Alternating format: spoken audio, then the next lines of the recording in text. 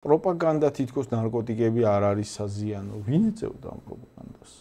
აი რაღაც მესამე პირში ეს მიიღეს კანონი რო დეკრიმინალიზაცია და ლეგალიზაცია. ვიღაცემ უცხო პლანეტელებმა.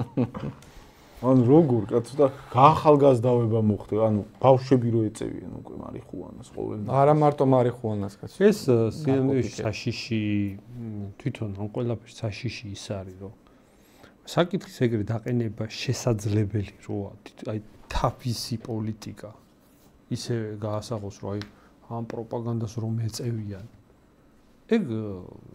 ეგ არის საფრთხის შემცველი მოცემულობა ახლა ანუ ერთი ხელით რაღაცას აშავებდი და მეორე ხელით ვითომ ებრძვი იმ დანაშაულს ხო ეგ ვიღაცას თუ სჯერა და მაგას არ გააკეთებდნენ იმ შემთხვევაში თუ ის მოლოდინი არ აქვს რომ ვიღაცას ჯერა.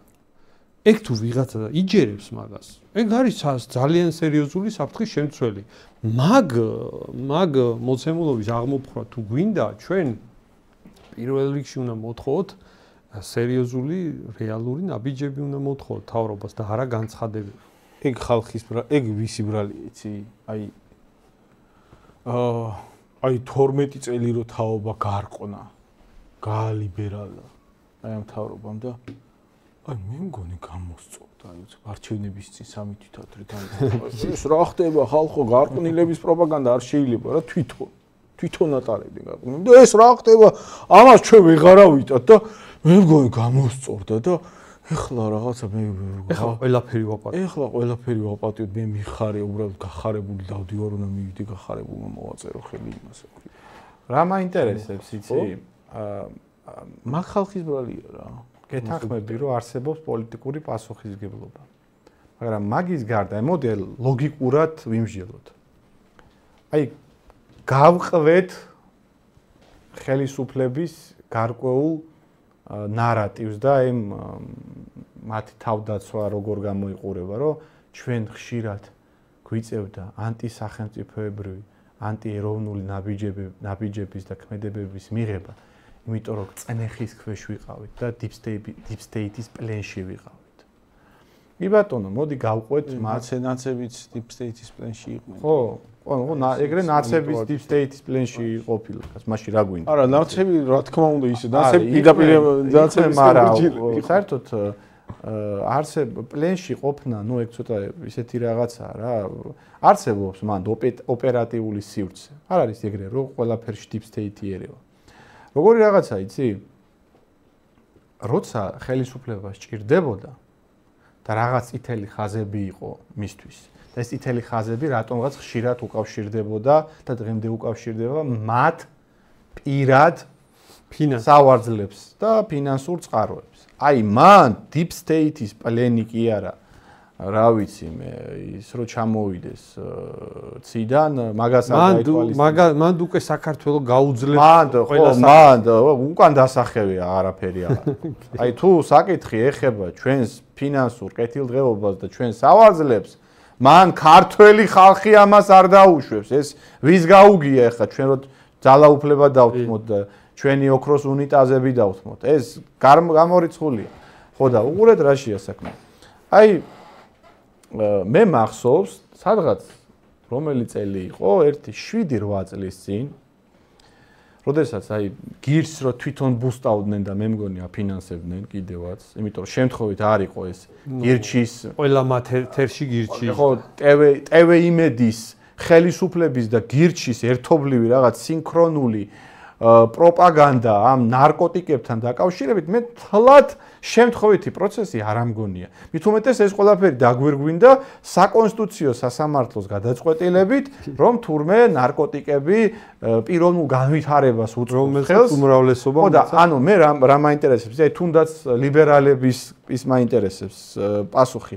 თქვენ ხო იძახით, რომ საკონსტიტუციო სასამართლო არ არის დამოუკიდებელი და პირდაპირ ემორჩილება ბიზინა ივანიშვილს და ქართულ ოცნებას, რასაც ვეთანხმები. დღეს ხო მაგას იძახით. და რატომ მოხდა რომ 7-8 წლის წინ თქვენ ხელისუფლება და მისი ყველა ინსტიტუტი სინქრონულად რაღაც ერთ რითმში, უნისონში მღეროდა ამ ნარკოტიკების ლეგალიზაციის კუთხით.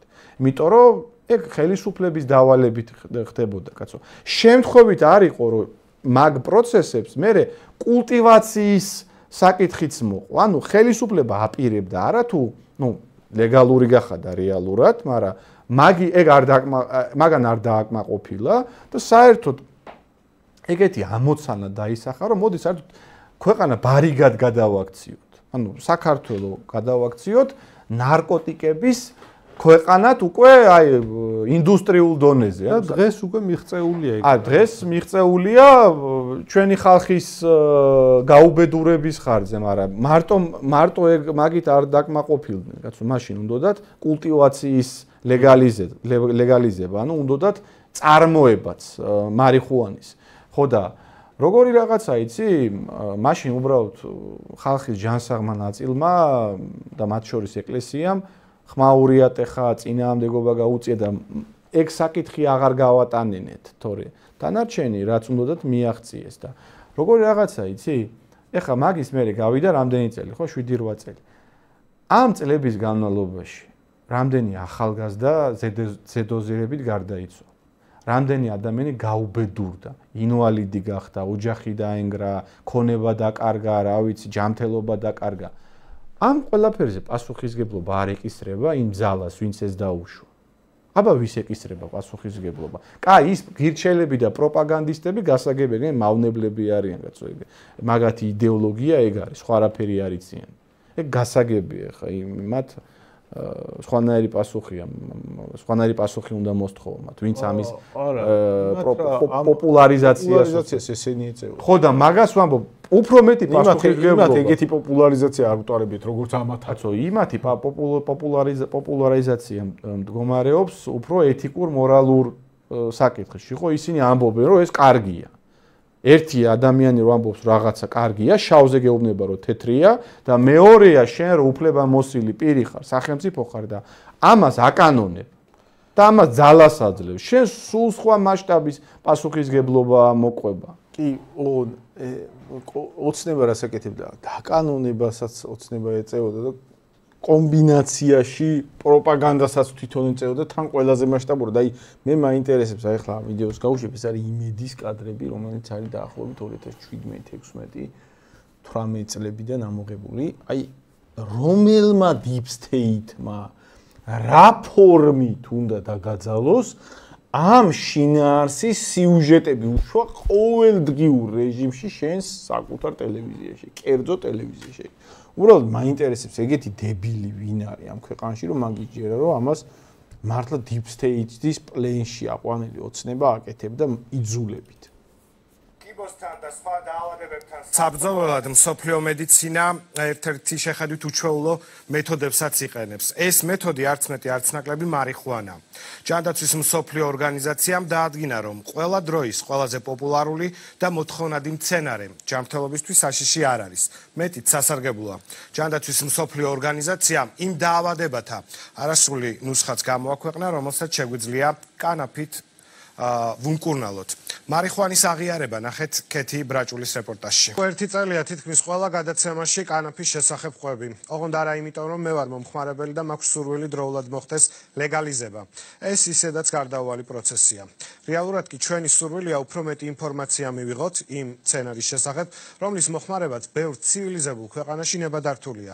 მედიცინაშიც იყენებენ, ტურიზმის განვითარებასაც უწყობს ხელს, ეკონომიკაშიც ამბობს თავის სათქმელს და უფრო ნაკლები ადამიანი მოიხმარს, ვიდრე იქ სადაც აკრძალულია და ამის გამო ადამიანებს ციხეში კეტავენ. წლების განმავლობაში ყველა დროის მოთხოვნად მცენარეზე არაერთი კვლევა ჩატარდა.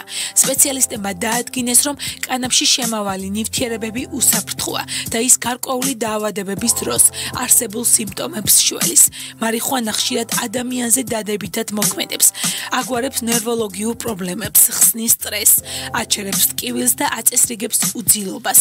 კანაფში შემავალი აქტიური ნივთიერებები ორგანიზმში რეცეპტორებთან შედიან კონტაქტში, რის შედეგადაც ადამიანის განწყობა დადებითად იცვლება. ბიჭო, არ ვიცი. აი სერიოზულად უნდა ელაპარაკო ეხლა ადამიანს, რომელიც deep state-ია ძალები და ამაზე, როგორ დაგაძალა ძმურად მითხარი, მოვიდა ეხლა deep state-ი და აი ნარკოტიკები რო სასარგებლოა, იგი ლაპარაკეთ ეხლა თქვენ ტელევიზიაში და აი არა. აი პასუხი არის არა. და რას შვება დიფთეიტი? აი რა ზემოქმედების ბერკეტები აქვს? ან აი როგორ იცი, რაღაც ზემოქმედების ბერკეტები დაუშვათ აქვს, დაუშვათ. მაგრამ აი შენ რისთვის ახარ საჭირო? შენ იმისთვის არ ახარ საჭირო, რომ აი რა ვიცი, ახალგაზრდობა არ გარყונה და ნარკომანიაში არ ჩაახრჩო. აი ვიღაცა მოგადგა, როგორც ბრიტანეთი მიადგა, არ ვიცი, ჩინეთს და ოპიუმის ომი დაუწყორო, ნარკოტიკებზე შეესვა ჩინეთი, ეგრე მოგადგა დაუშვათ და გაწყვება, რომ ნარკომანია უნდა რაღაც წავახალისო თქვენ ქვეყანაში და შენივე ტელევიზიით მიპარავე ახლა ნარკომანიის ნორმალიზაცია და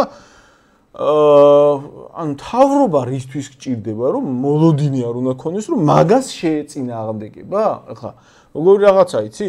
რიგი მინისტრები მნიშვნელოვან თანამდებობაზე მაშინ ყოფი მინისტრები.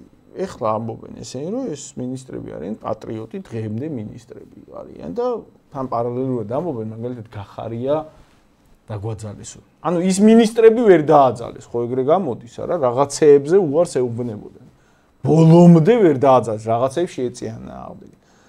ნარკომანიაში ერის გახვევის მიწოლა თუ ხდება და არათუ არ ეწინა აღმდეგები, შენ თვითონ აქტიური თანამონაწილე ხარ პროპაგანდის. საერთოდ რა ფუნქცია გაქვს ან ზღვარი სად არის? სადაც იტყვი, რომ აი ამის იქით deep state-ი რო გაძალებდა და მაგის გამო რო აკეთე, ამის იქით ეგ აღარ პრავდება. ანუ არ ვიცი, ნაცები პოლიციურ ტერორს აწყობენ deep state-ის დავალებით. პრავდება?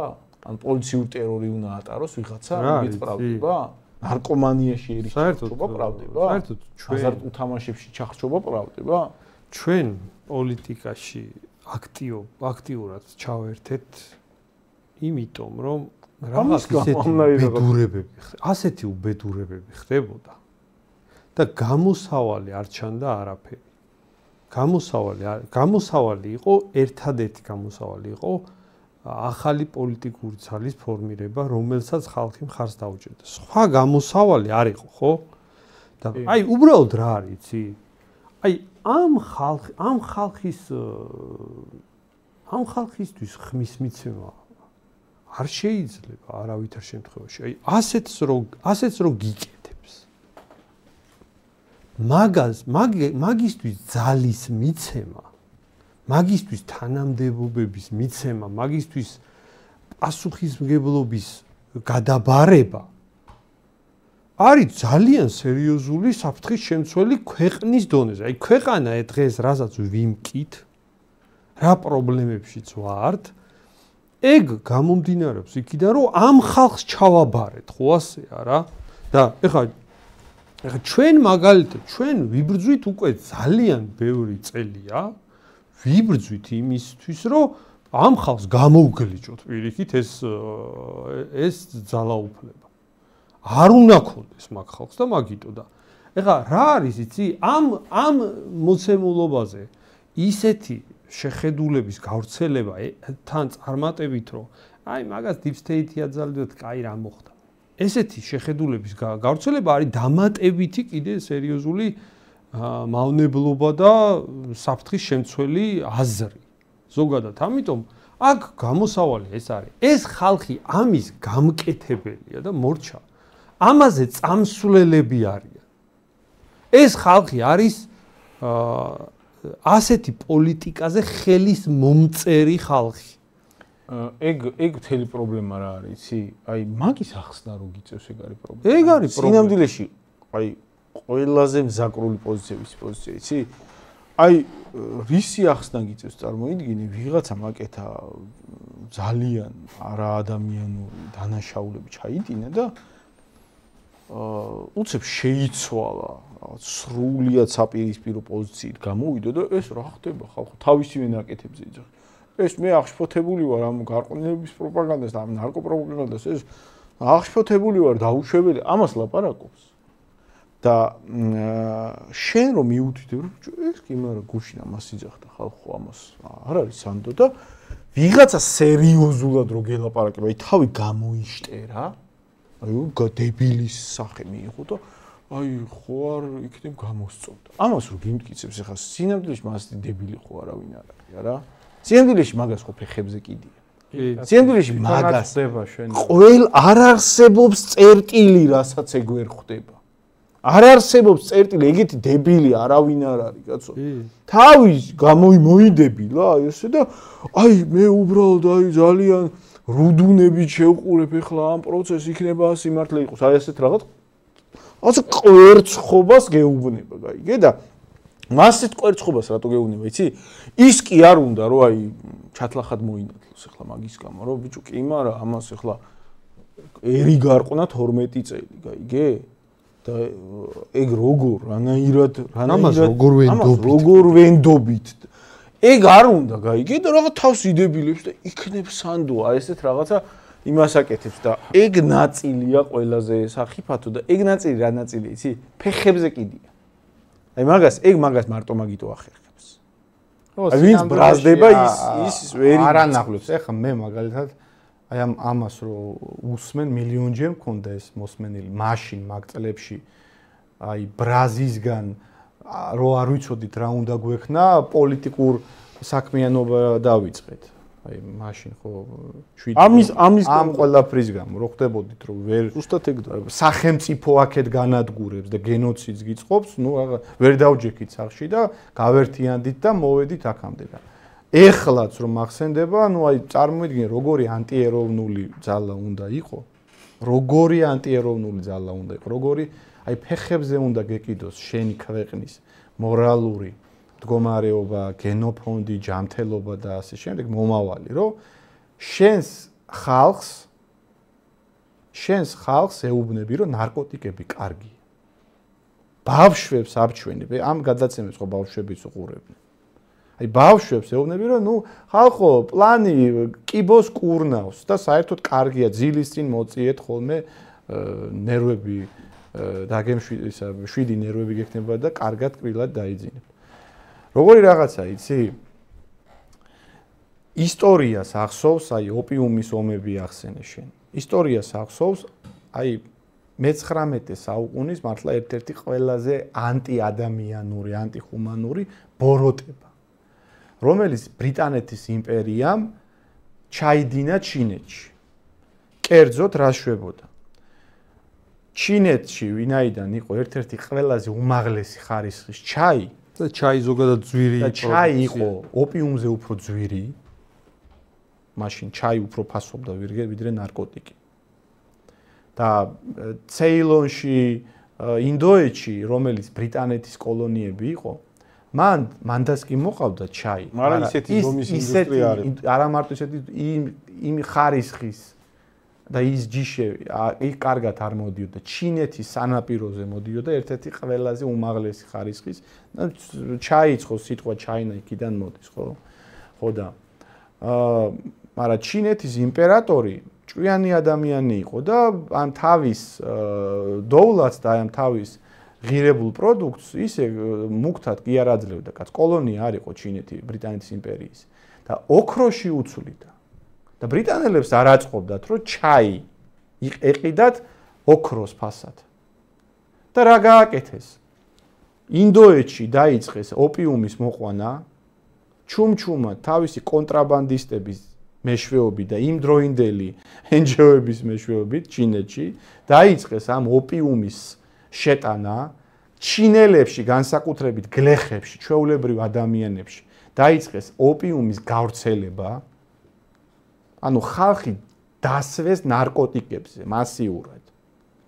იმ დონემდე დასვეს, რომ უკვე აი ეპიდემიური ხასიათი შეიძინა. ანუ ლამის ყოველი მეორე ჩინელი განსაკუთრებით აი გლეხობაში, შრომელებში ნარკოდამოკიდებული გახადეს. და ცხადია ეს ადამიანები ოპიუმში უცვლიდნენ ამ ძვირფას ჩაის. ანუ მანამდე რომ ოქროში უცვლიდნენ, ეხლა ოპიუმში დაუწყეს გაცვლა. და ჩინეთის იმპერატორმა რომ ეს პრობლემა, ამ პრობლემის მასშტაბი რომ დაინახა და რომ აკრძალა ჩინეთის ტერიტორიაზე ოპიუმის შემოყვანა, ბრიტანელებმა ომი დაუწყეს და ძალით მიაღებინეს. შენ რას ქვია, შენ თავისუფალი საბაზრო ესა ეკონომიკა უნდა დაიცვაო და იმებით ქვემეხებით და ფლოტით აიძულეს ჩინელები, რომ ეს უკან დაეხიათ, კვლავ დაეშვათ ოპიუმით ვაჭრობა და ჩინეთის გაუბედურება გაგრძელებულიყო. დღემდე ახსოვთ ჩინელებს ეგ წარსული. დღემდე აი ხშირად იხსენებენ ხოლმე ლაპარაკის დროსაც ჩინელები იმდენად ეს შემზარავი დანაშაულიყო. ოღონდ ჩინეთს ეგ სხვამ გაუკეთა, კაცო. რომელსაც კონკრეტული ინტერესი ჰქონდა, ეხლა უნდა ჩაი იაფათ მუქთად. და შენ რო საკუთარ ქვეყანას თავრობა, საკუთარ ერს რო ამას უწყობ და ამას უკეთებ, არ ვიცი შენ საერთოდ ვინ ხარ, ან რა ხარ. შენ საერთოდ არ გაინტერესებს ამ ქვეყნის და ამ ერის კეთილდღეობა. არც ეხლა არ გამოსწორებულ ხარ შენ, კაცო, იმიტომ რომ შენ რაც იყავი 13 წლის განმავლობაში, შენი ბუნება არ შეცვლილა, უბრალოდ გაგიჭირდა ეხლა შენ. ცუდ მდგომარეობაში ხარ. იმ ლიბერალებთან ადრე რო იყავი შეხმატკილებულ მდგომარეობაში, მათთან ურთიერთობები გაგიფუჭდა. მაგიტომ დაიწყე ახლა ვითომ გაგახსენდა ეს თვითონ ვაი რა ცუდი ნარკო მდგომარეობა. იმას შენ არ მოაწყვე, კაცო, ეგ ვითარება შენ არ შექმენი, შენ არ შეუწყე ხელი.